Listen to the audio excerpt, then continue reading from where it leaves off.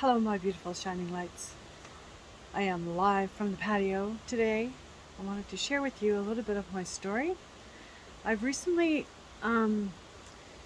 taken myself off antidepressants. I've been on them for a little while as a means of coping with the major issue that I was having. I needed it to support me through my cancer journey. It was very important that I had that.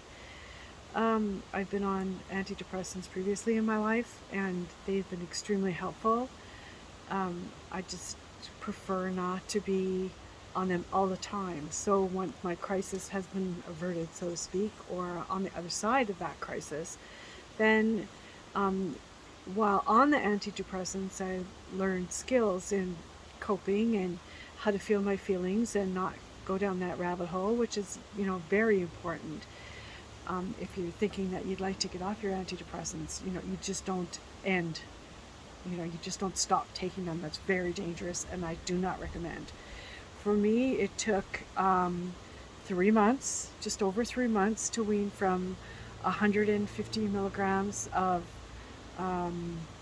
sertraline a day down to 0. And it was a long and slow process, but you know what? It was completely worth it.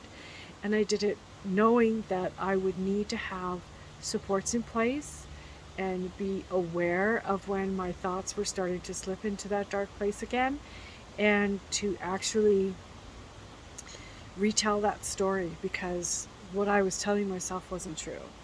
And feeling bad is not going to help anyone, and it certainly was not helping me. I've dwelled in depression for a long time, for many, in at various stages of my life, and I leaned on antidepressants to see me through. And then when I was feeling better, I went off. And this time was very different because I was hesitant to go on medication, but knew that I would be able to wean myself off eventually, and that was really important for me. It was a temporary aid, kind of like crutches and a cast, so that you can heal your leg.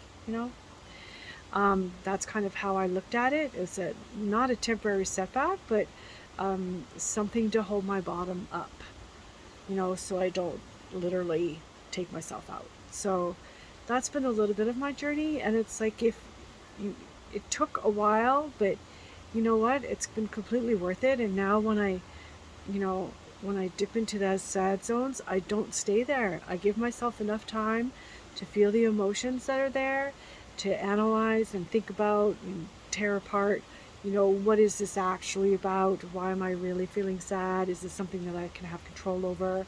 Is this something I can change? Is this something I need to journal about? All of those things. And the tools that I've put into place for myself have really, really made a difference in how I live my life day to day now. So please feel free to like, share, comment, subscribe, do all the things, and show me some love for being so vulnerable. Thank you so much for listening. Hope you have a fabulous day.